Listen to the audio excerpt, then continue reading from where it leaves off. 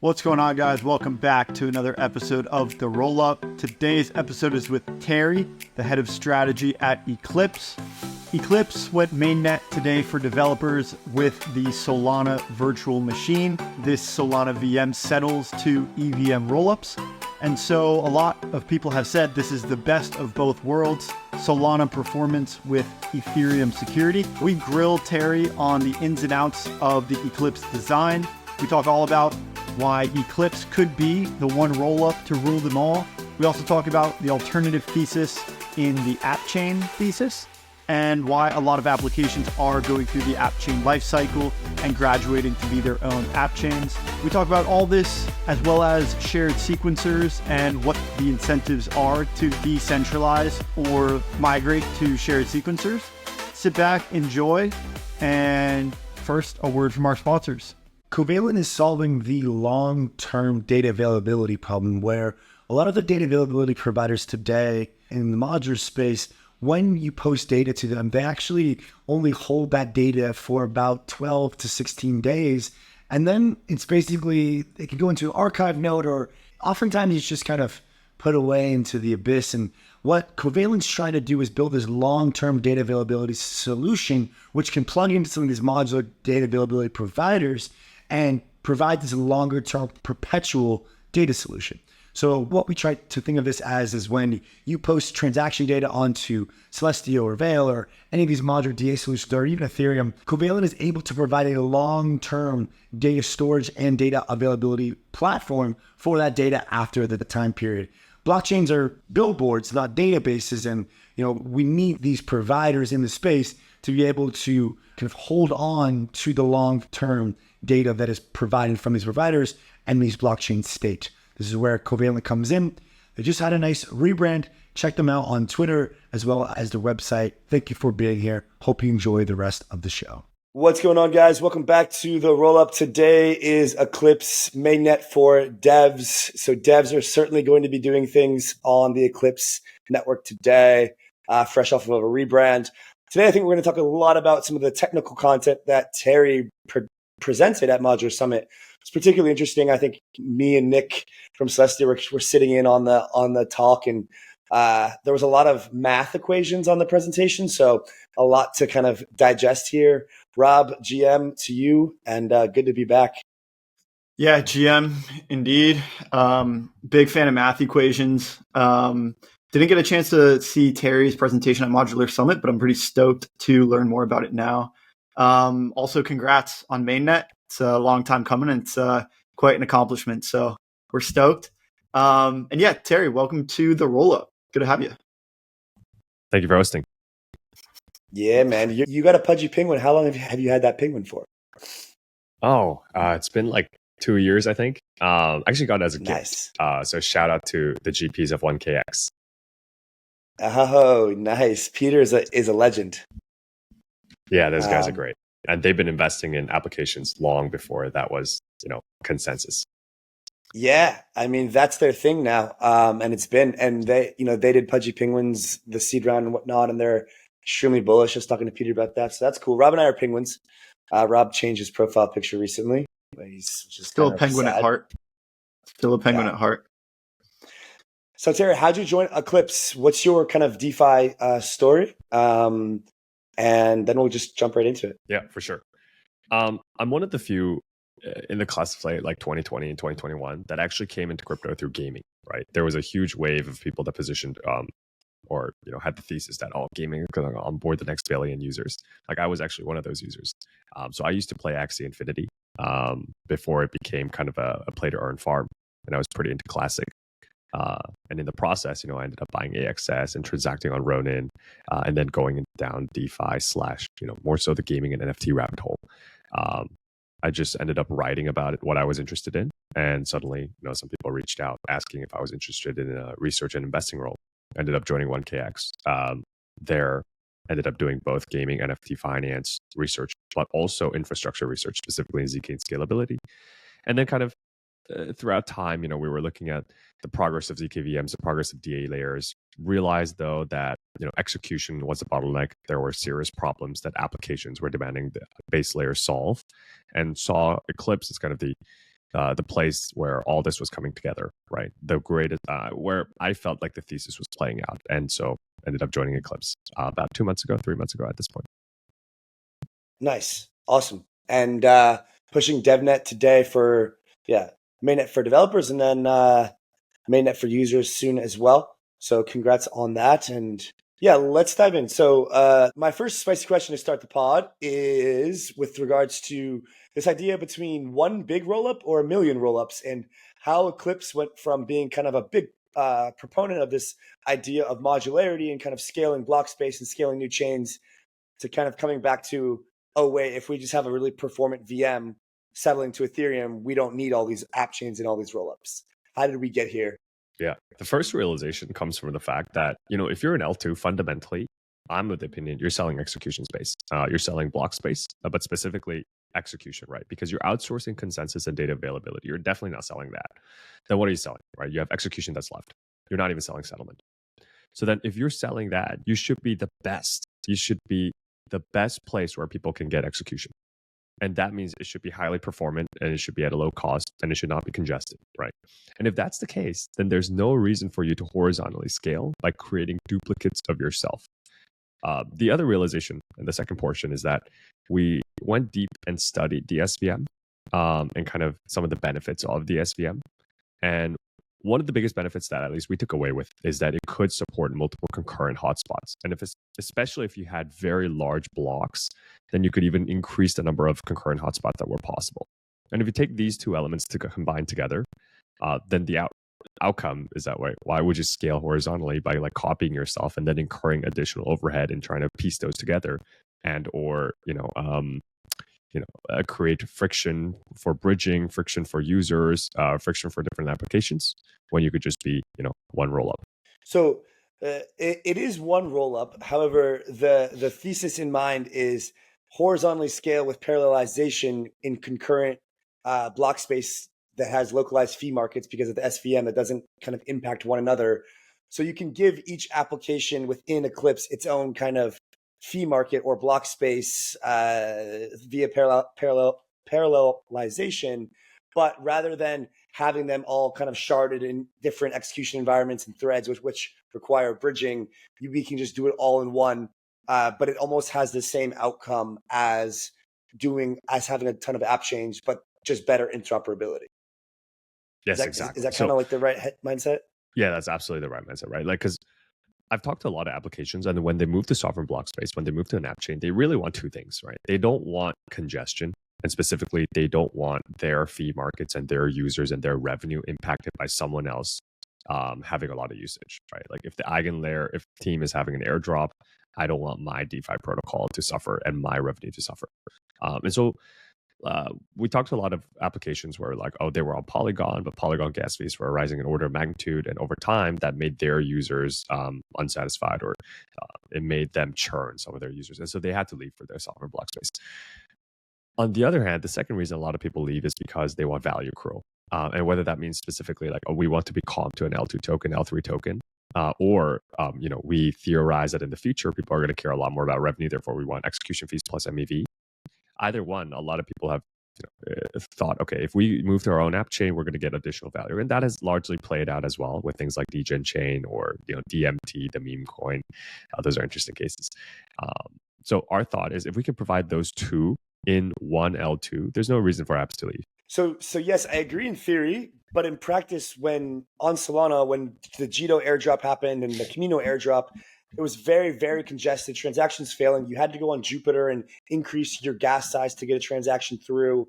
So the SVM on Eclipse on Ethereum is going to use that same architecture as Solana. So how is this going to be any different if you have an application or two on Eclipse that grows in popularity? How are you not going to suffer the same kind of fate as these slight congestion periods in Solana? Or are you even worried about that? Yeah. So two ways and two answers there. Number one, a lot of congestion problems historically in Solana have been in the networking stack. And specifically, the transaction cost of Solana is so cheap such that it is incentivized that if you ever see an opportunity for inclusion of a transaction, you're incentivized to spam as much copies or different copies, in fact, of that transaction to many leaders as possible or RPCs as possible. Then everyone forwards their transaction to the leader, and the leader is overwhelmed with so many transactions that they cannot actually process them, and they end up dropping the packets, right? That is the predominant flavor of congestion and issues on the Solana network that we have experienced in, say, like the past 6 months. That flavor has largely been patched mainly with stake-weighted QoS and upstream QoS methods that RPC providers are currently implementing. And of course, there's also next iterations of stake-weighted QoS that are less centralizing. People are working with inclusion-weighted QoS, fee-weighted QoS, and different QoS mechanisms. And that will, over time, be solved in the Solana's networking stack. The second answer is... real quick, Terry, what is QoS? Quality of service. Right. It's like a way to filter and throttle bandwidth from people that are spamming your connections. Right. And we'll have a piece out that kind of goes through the end-to-end life cycle of Solana transactions that explain exactly what happened at every single step. But if you want to read about it, Helios has great content. But let me get to the second point. The second point is if you're an L2, and a lot of people don't really take advantage of this fact, I'm not entirely sure why, your safety guarantee is one event. Or either it's 0 event if you're a ZK rollup, right? Someone can just verify the ZK proof, know that the sequencer, has not equivocated or has not lied about the resultant state root. If that's the case, we think there is room where you can just go extremely hard on sequencer throughput, right? Sequencer hardware capabilities, specifically like using even hardware acceleration at the sequencer level. And specifically, FireDancer is built in a way that there are portions of the networking stack that scale sublinearly with the number of cores that you throw at it. So, for example, their quick implementation or their signature verification stack uses an FPGA. Right. So, we're of the opinion that we see a possibility where if you have a rollup and you are able to provide it infinite hardware, specifically in current implementations of certain Solana clients, specifically FireDancer, there's room where you can actually scale to multiple orders of magnitude more throughput. Right? And at that point, we'll see, right? Okay, you implemented the networking layer fixes that core Solana already has and very, very smart people are working on. You implemented a different client that scales also throughput with kind of the amount of hardware that you throw at it and the sophistication of it.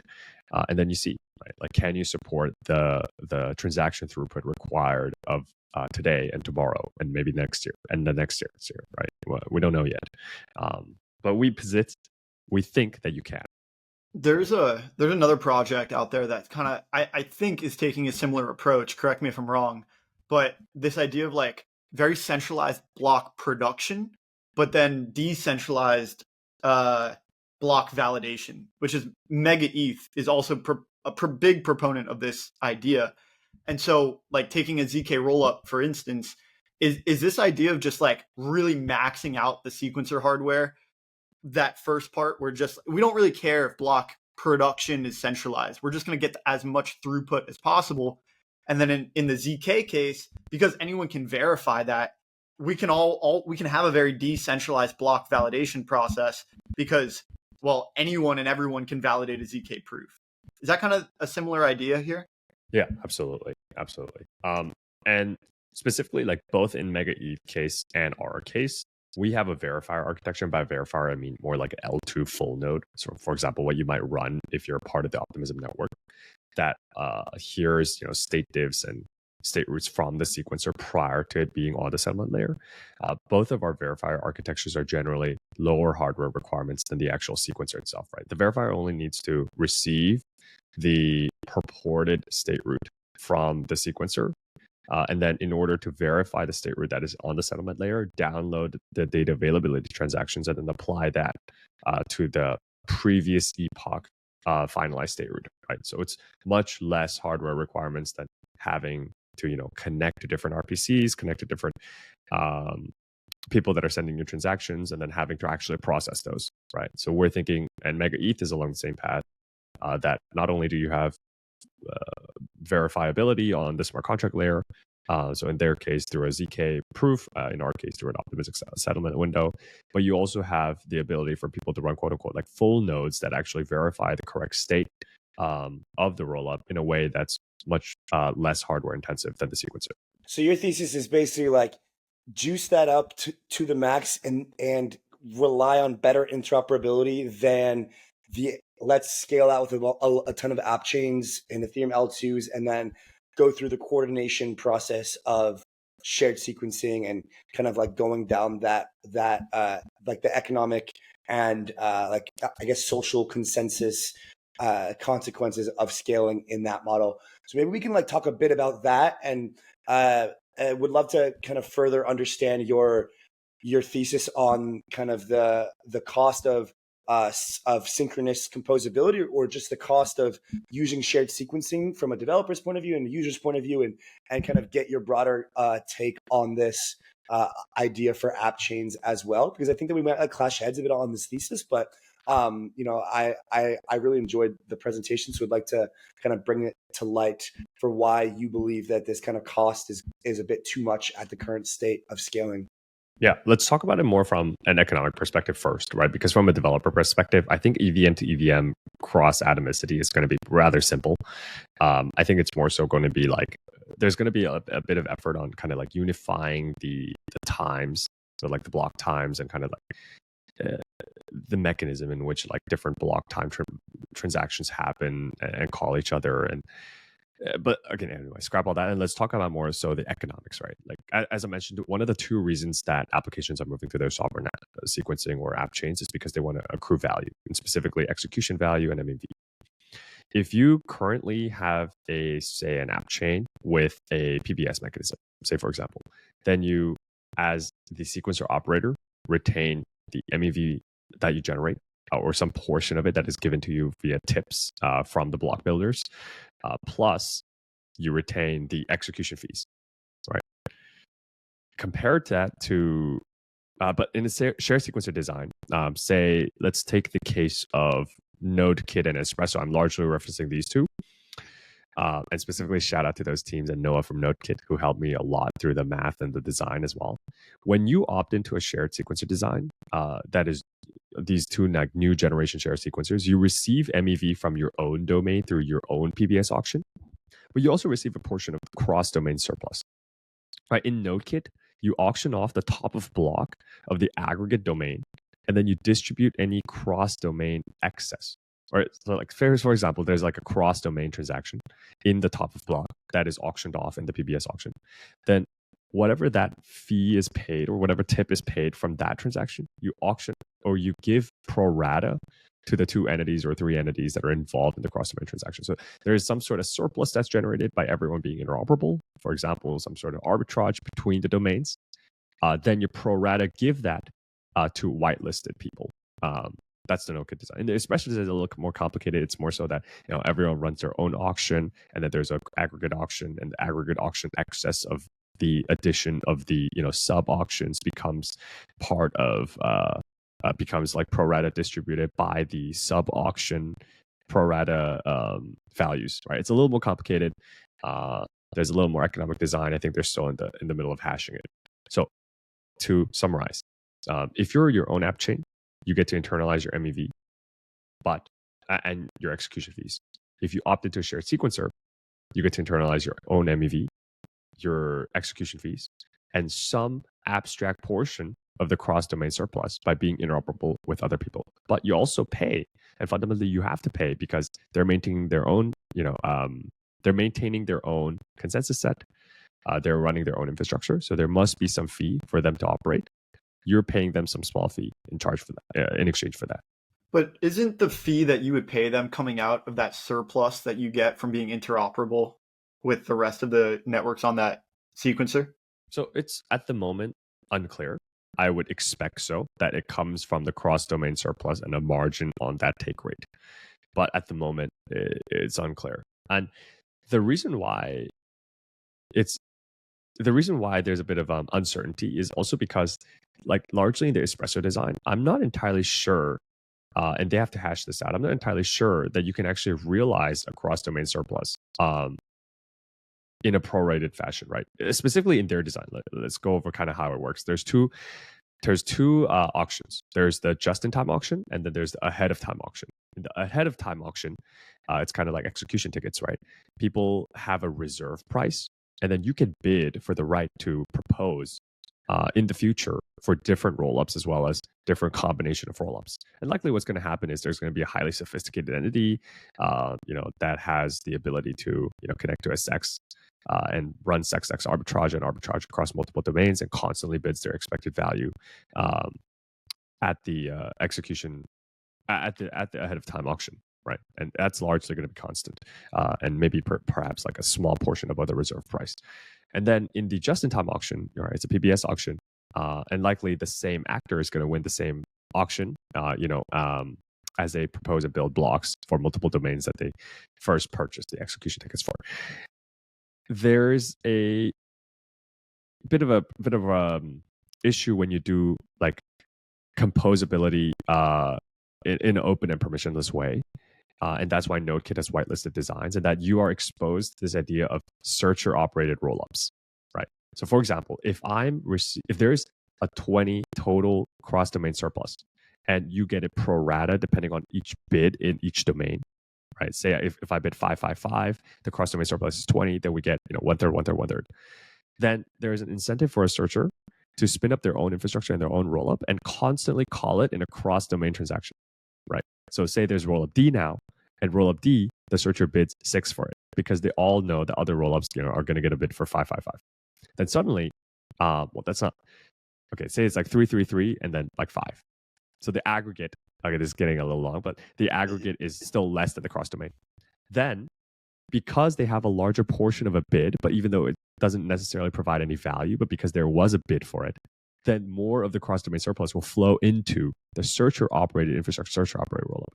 And therefore, so the general idea is, therefore, if you want to have some sort of distribution in a permissionlessly composable cross-domain environment, that depends directly on the amount of value that is purported and generated from that domain. That is very difficult. It is unclear that you could actually distribute the cross-domain surplus. And it is unclear that there will be enough of the cross-domain surplus to actually distribute to real operators. The same problem still exists in a general purpose L2, but it is a very difficult problem to solve. Yeah, and I mean, it's also like without the permissionless nature of shared sequencers, it kind of removes the purpose of the entire idea in a sense.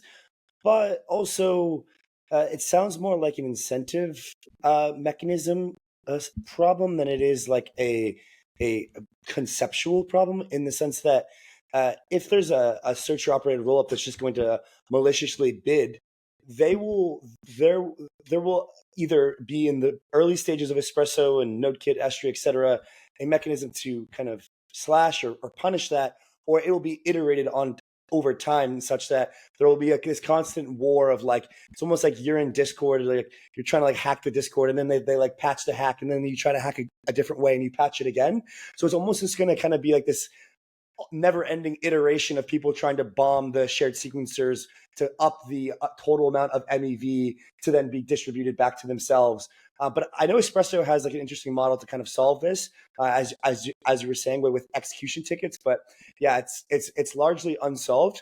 But kind of coming back to like the original point of view here, basically what you're saying is that there's no way that app chains running on a shared sequencer will be able to earn as much surplus than if a rollup was running its own shared sequencer or its own sequencer, because it just doesn't make sense, because you are subtracting the amount of or you're subtracting some sort of fee to the shared sequencer, whereas if you were running it on your own, you would be earning that fee. So we should just build all in one, execute one L2 that's highly performant. But then if I'm an app builder, how am I going to get any MEV from the sequencer on this L2 that is just internalizing it from the operator, basically, and I'm just an app builder? Like, why should I want to participate in that system when I can at least participate in the system where I at least get something? Does that make sense? Yeah, that makes perfect sense. So first of all, maybe I want to say like 3 to 4 things. First of all, I want to go back to the share sequencer, and that's why like NodeKit works, because they just whitelist the domains that you can interoperate with, right? And so it's more so like progressive social consensus accumulation, where different entities are like, okay, we trust each other, we want to whitelist. And that's, I think, completely fine, because a lot of chains and app chains are long tail. versus the places I want to interoperate between are largely like large domains. Like I want to interoperate between, say, Optimism, Base, and Arbitrum. And it is perfectly fine and probably likely that they will whitelist each other. It is unlikely that, I want to interoperate between Degen Chain and Zora. And those are long tail chains. And, if they don't whitelist each other, even though, they're highly respectable entities, if they don't whitelist each other, that's fine. So in large sense, I think the NodeKit design is going towards something that is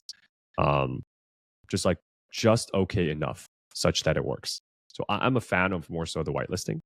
But yes, the second point is there is an incentive design issue in terms of, do I launch my own shared sequencer or do I interoperate with other people by opting into a third party? This is largely true for large companies. And specifically, it's because shared sequencing is not too difficult of a technical lift. At least that's my understanding of it, and that's how Justin Drake talks about it. That's how shared sequencer design companies talk about it.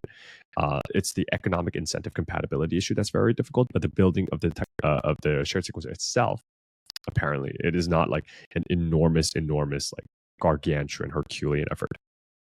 And so, if that's the case, then Optimism, Arbitrum, these large companies, they have the resources to do so, but then they don't necessarily have the incentive to like all interoperate between one shared sequencer shelling point. It's that they would launch their own. Finally, let's get to the point where why would I stay on a general purpose L2?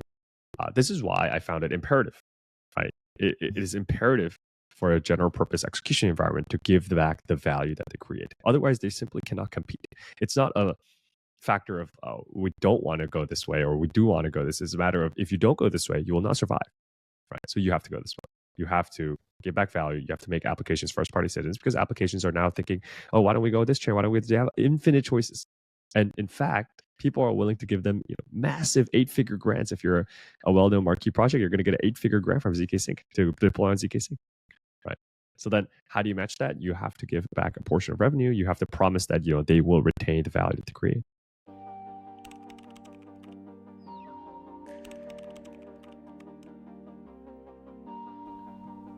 Cartesia is your home for app-specific rollups. At the forefront of developing new tools and platforms that enhance the capabilities of blockchain technology, Cartesia enables applications that are flexible and built to scale. Build on a full Linux environment and use traditional software libraries, but in blockchain development. Go to cartesia.io, that's cartesia.io, to learn more about building your own app chain today. I tend to agree. I struggle to see the regulatory burden, but we don't need to really dive into that right now. So you're going to give back the value to the app developers in some form of grants, tokens, etc. Okay, but that's still with a centralized sequencer, right? Like, is there a shift? Like, Eclipse launches with centralized sequencer. There's no incentive to ever decentralize. Like, is that not problematic in and of itself? And even just broadly outside of Eclipse, like, even if you're still giving back the MEV to your application builders and your users and your community, like, then do you ever need to decentralize the sequencer, or like, how do you think about those two things, like, kind of separately, or are they separate? Yeah. So this is interesting. Let's start with an L1. Right. So a good thing about an L2 is you have completely centralized sequencing, and therefore, maybe not a good thing, but like in this case of value distribution, right, all the value accrues to a single entity, say a single wallet, and therefore it's easier to distribute in an opinionated way. Take, for example, the L1, right? The value distributes to individual validators. Then individual validators then have to distribute the value. Is that possible? It is unclear. The Berachain model, what's interesting about Berachain is they're taking an opinionated approach where each validator signs or opts into the social contract of the Berachain L1 such that they are subject to distribution of their Coinbase rewards and their validator rewards that come from building a block and proposing a block in the network, dependent on rules that each validator sets for itself. Right. In the case of Berachain, you have something called the cutting board, which is a contract that dictates programmatically where your BGT inflation rewards go to. And then within that contract, it is distributed to dApps, and specifically pool and liquidity pools of dApps that each validator defines and opts into for themselves. Right. So that's the L1 method. The only not issue, I would say, but like there is a marketplace for bribing on Berachain. So for example, if I'm an application, if I want to get a larger portion of the BGT rewards, I simply bribe the validator with my native tokens. And then now I get most of their Coinbase rewards, and smaller dApps then cannot compete. And so even that they might generate like a portion of rewards, that might not flow back to them. Or if they generate a large portion of rewards, they might be mandated to then bribe the validator, who then gives back their rewards to themselves. So it's kind of like a circular economy. So you have this kind of fundamental trade-off between, okay, do you have open validator set, or do you have a fair value distribution mechanism? And this is a very hard problem. At the moment, we're of the opinion that, okay, it is strictly better to have a centralized sequencer and have value distribution. Because from the perspective of an application, if you're an L1 where you have a complete decentralized sequencer set, so for example, like Berachain, but you have value distribution in a way that isn't accretive to me, versus if you have a centralized sequencer set with safety guarantees, censorship resistance, liveness, but you have additional value accrual, we think this is strictly better. But we are in the process of ideating our ideas around how do we make sure that we can have a decentralized sequencer set with maybe like a distribution attestation committee that has external kind of external trust given it from, say for example, restaking, that enforces the distribution in a fair way, right? It is a difficult problem, TLDR. Quickly bring this to sort of the app chain thesis again, and whether or not they would run their own app chain versus like run it on the general purpose rollup of Eclipse. I think we are talking about this in like a new application sense, where someone comes to the chain and they have to choose, like, am I going to build an app chain, or am I going to build an application on a rollup? But I think in practice, what we see more often is people start as applications on the rollup, but then they choose to leave and build their own application once they have distribution and they have the incentive to do so. And so when you're talking about like, keeping people onto the rollup, if they do, and a lot of times, like when applications aren't developing their own incentives, that's when they would choose to build on the application early on. They get a grant from ZK Sync, whatever, or Eclipse, and they get, a lot of funding to start off. But then how do you ensure that the validator set is contributing this incentive back in a fair way? Is it a matter of like you're saying, the open validator set versus the decentralized validator set? Berachain has done this by kind of like leaving it up to the validators to choose how they redistribute the incentives back to applications. With Eclipse kind of like going on mainnet today, how is this working in practice? Is it kind of like the Berachain model, or is it kind of more like a centralized model where everyone has to agree on the same place to reallocate the incentives that are generated by the applications? So a couple ways I'm thinking about it. Number one, something is strictly better than nothing. And so if you receive something as part of being part of an application, being part of a general purpose L2, it is strictly better than, an opinionated and non-opinionated no redistribution. I think that's true of like the early applications that don't have anything, where they would come to the general purpose to get something first. But like once an application has generated some distribution, it has some incentives that it's generating on its own. What's the incentive for them to just stay when they do have something, right? They have to be incentivized more to stay than they would be to leave. Yeah, and let me get to that. And okay. The second thought I'm having is very similar to why people who have the ability to be mobile between different countries live in different countries. The reason why we're in different jurisdictions and states is because we opt in necessarily to kind of the value capture and the value redistribution of that specific jurisdiction.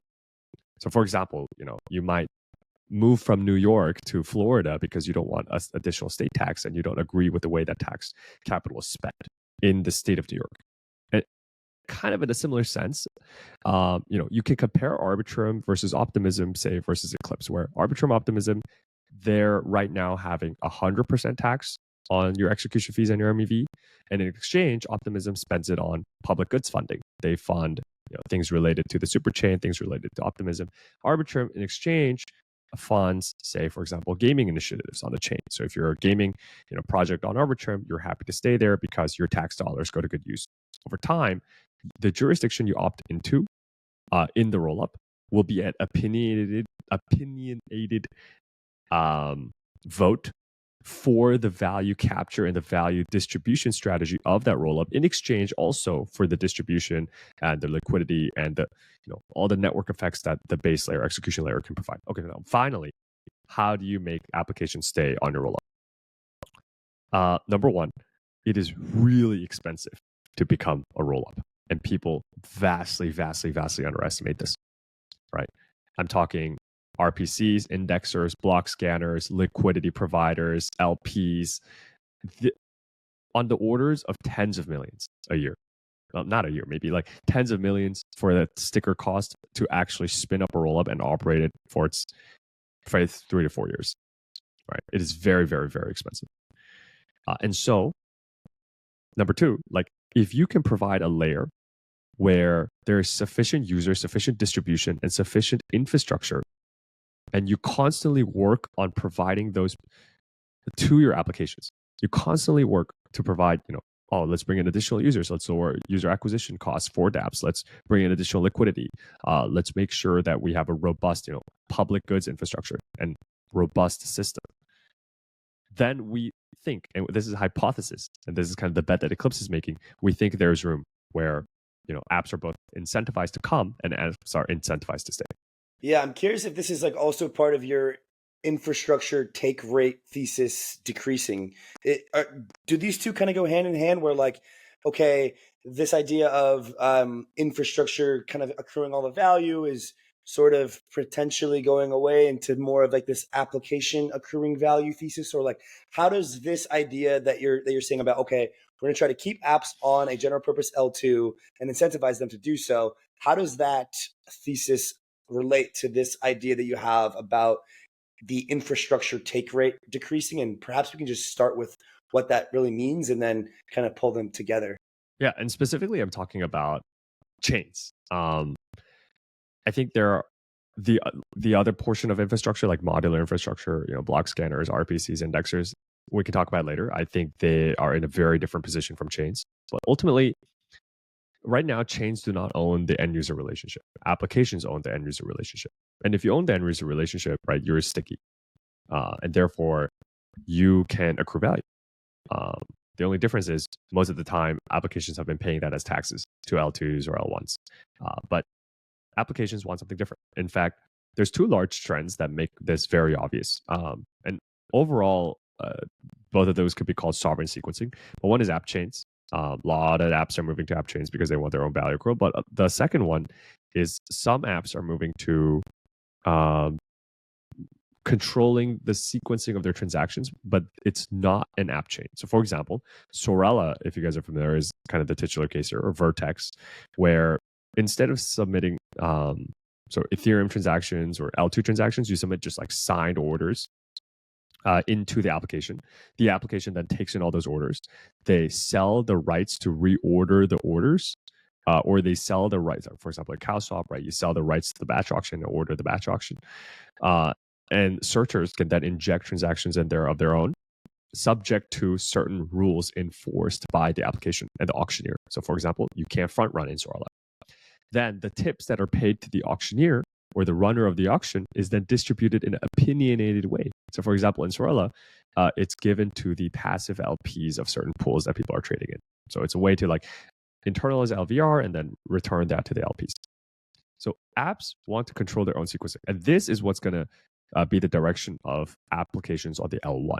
So applications on the L1, because I think the Berachain model still needs a little bit more explaining in terms of how that's beneficial to applications. So applications on, say, for example, Ethereum L1 are going to go this direction. Okay, they're going to sovereignly sequence. And then applications on app chains and modular infrastructure are going to go this direction, which means ultimately what's left for a general purpose L2, right? There will be no applications on a general purpose L2, right? Why would you be on one? And that's kind of the impetus behind infrastructure take rates are going to zero, right? You can only compete if you're actually giving away all of your value. And therefore you compete on scale. You compete such that kind of the things I mentioned earlier, which is what brings in the network effects of being on the same layer, which is users, liquidity, and composability. You make that valuable such that actually your take rate times the value of this is equal to what they would have made by leaving your chain.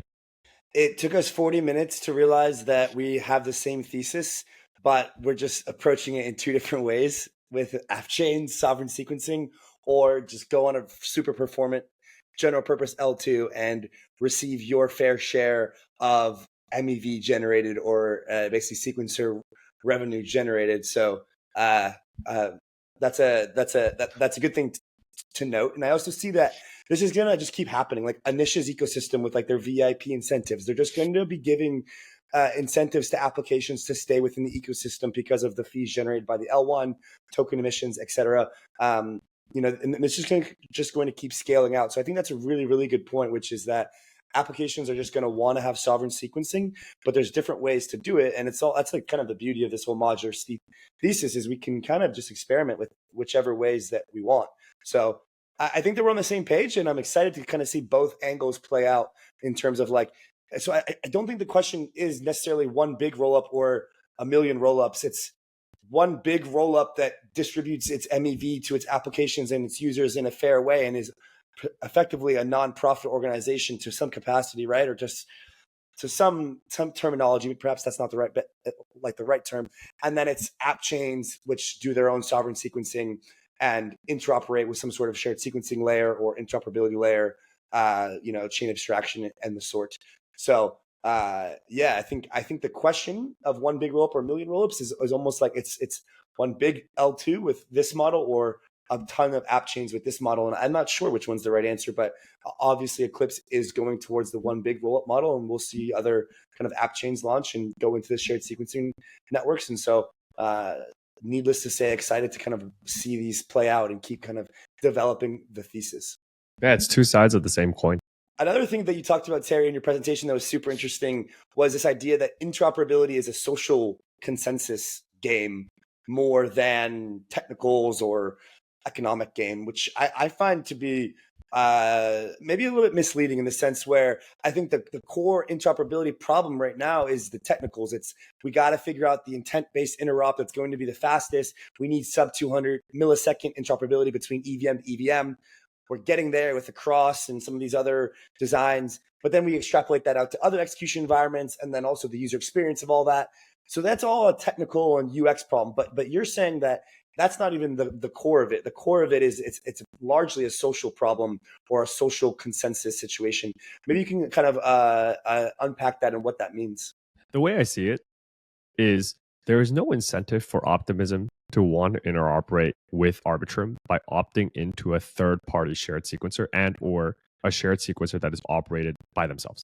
So fundamentally, if I'm Optimism, my incentive is to create my own shared sequencer mechanism, because I already have a huge ecosystem of different applications and app chains. Right. And therefore, I can charge, right, as we went over, kind of the percentage of the cross-domain surplus as fees. They're doing this. They're doing this with the superchain amongst the rollups that they have on the superchain. Exactly. And if I'm Arbitrum, then my incentive is to launch my own shared sequencer here, because I have all these Orbit chains, I have Nova, I have Stylus, I have all these different chains and applications that in my ecosystem already. If I'm ZK Sync, same, ZK Stack. And so none of these ecosystems have an incentive to say, hey, I'm Optimism, I have a huge ecosystem, I'm going to give a portion of the fees generated from all my ecosystem activities back to Arbitrum and the Arbitrum shared sequencer. In which case, there are these large domains I want to interoperate with.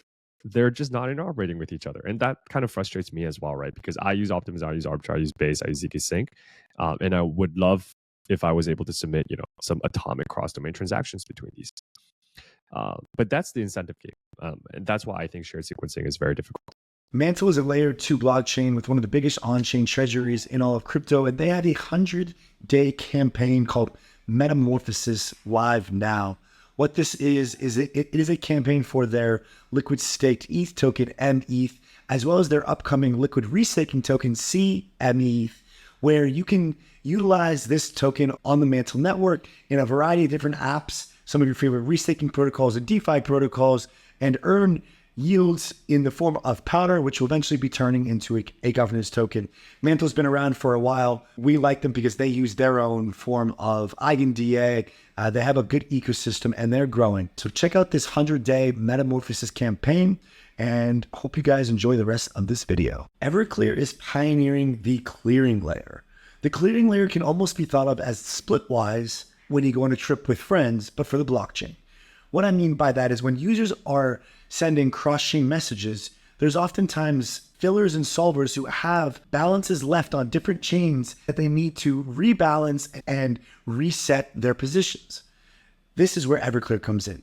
Everclear is pioneering a collaborative approach to the chain abstraction future, and they are willing to work with interoperability partners, solvers, and other providers in the space to build a interoperable and chain abstraction future. Check out Everclear at everclear.org, and welcome back to the Rollup. Yeah, I mean, it's definitely a winner takes most or all market. And also, we're having a podcast with Jill from Espresso, and it's going to be all about this. Like, why? And I've been tweeting about this. Like, we're building these walled gardens, these clusters of rollup ecosystems themselves. Okay, we're going to have really good interop and economic composability and vibes between them, but like there's like these borders between them that we're just gonna, like, interoperability providers like Hyperlane or like Union or some of these other teams are gonna try to build out bridges and such. But it's just, yeah, the way that these walled gardens, these clusters are being built I'm trying to figure out how they're gonna interoperate with each other more so than like within each other. Because it seems like, okay, the superchain orbit, et cetera, is great. Like the interoperability there is fantastic, but kind of bridging that outside and then even taking that into like other types of virtual machine and execution environments, it's kind of a question mark still. It definitely is. And I think a lot of proponents are saying that it's okay. So it'll be atomically synchronous for inclusion between these shared sequencer environments. And then it'll be some sort of asynchronous kind of just like bridge infrastructure between these large. But that looks exactly the same as it does today, right? That's exactly what we have today. Just faster. And you're calling this an engineering question mark. Terry, you're calling this a social question mark. But I think fundamentally it's an incentive question mark, because these rollups are only going to do so if they earn more than they would from running their own centralized infrastructure. And so until we have some proven model or projection that says, like, Arbitrum makes X amount from its centralized sequencer, Optimism makes Y amount from its centralized sequencer. But if we run on the shared sequencer, because of the cross rollup transactions, we can all make X plus Y plus Z. And then we can all split Z and make at least as much as X and Y. Until we get that and we know what Z is, no one's going to be incentivized to make that switch. But even if we know what Z is, everyone will be incentivized to take the Z themselves. Like everyone will be incentivized to take until they're on a shared sequencer, right? They have to be, right, because cross rollup transactions are what generate Z. But if you're the creator of the shared sequencer, then you get some fee on Z. So then everyone wants to create their own shared sequencer. So it's like, okay, why would I opt into yours if I can create it? Because you would still get Arbitrum would get it would get Y plus some subset of Z. Optimism would get X plus some subset of Z. It's still more than X. Arbitrum still gets more than Y. Yeah, NodeKit or Espresso or whoever runs the shared sequencer is still getting some portion of Z, but they're still redistributing another portion of Z back on top of X and on top of Y. Yeah, absolutely. But if I'm Arbitrum and I have my chain and my shared sequencing layer, then I can get a portion of Z and the additional distribution from cross-domain transactions. But Z is much bigger if you're also interoperating with Optimism and the rest of the networks into that more general shared sequencer. That's where I feel like it's a social problem, because Arbitrum could say Optimism, come to me. Optimism would say Arbitrum, no, come to me. And then they would just be at a standoff. It's a vibes problem, man. Yeah. And then they could all decide to be like, party makes the most sense to do that. Right. But then why would they all go together and be like, no, we're going to go to Espresso? There has to be some shelling point for Z to become the biggest, like the cross rollup transactions to become available and profit and generate like the most incentive for the rollups to split. Some unbiased shared sequencer layer that is credibly neutral, perhaps hey. Well, see this what is I'm why getting it's at? going to be a winner takes most or winner takes all market. I think shared sequencing. I tweeted this today, and I was talking to a couple of VC guys about some unnamed shared sequencers that aren't like, I guess creme of the creme, and they're like, it just doesn't make sense to invest in this because it's going to be a winner takes most or all market because of what we're talking about. I mean, I'm starting to believe this tends toward based sequencing as That's that a whole selling other point. podcast. You're not wrong. Like base sequencing specifically was created, in my opinion, like specifically like base shared sequencing with pre-confirmation was created because they were like, oh shit, all the execution value is leaving the L1. How do we bring it back? Bring it to base sequencing. The sequencer actually harvests the L2 MEV and the L2 execution fees. Well, the problem there is if I'm an L2, why would I go to base sequencing and give up all of my fees and my MEV to the L1 proposer, right? There should be a mechanism around this, and I forgot Aspire Labs is doing this like execution ticket mechanism where a subset of the L1 validators buy execution tickets for the based rollup sequencing rights, and therefore that internalizes the MEV and the execution fees that you expect, the expected value, but you still have a subset of the L1 sequencers sequencing you. So it's kind of like base sequencing, but with a subset of the proposers versus like the other way to go through it is start with one centralized provider and then increase that through governance, right? But largely, you end up meeting in the middle where one is here's a large set, and then you take a subset, and then you have a mechanism to retain value by ahead of time auctions, and then here you have a subset of some large set, which is the possible proposers in the world, and you kind of choose a couple through governance, and then you have them rotate. Yeah, Spire Labs is some alpha. Terry's dropped a ton of alpha on this pod today, so we're just gonna relieve him of his duties and appreciate your in-depth understanding of these kind of tough to grasp concepts. But once you kind of grasp the larger idea, it becomes clear as far as like where we're going, and as well as like the incentive alignment situations that are present. But generally, Terry, I really appreciate your time. Thanks for coming on, man. Been a pleasure. Been a pleasure here as well. Thanks for hosting. Congrats on mainnet. DevNet. Mainnet, DevNet? DevNet, mainnet? Mainnet for developers. Devs.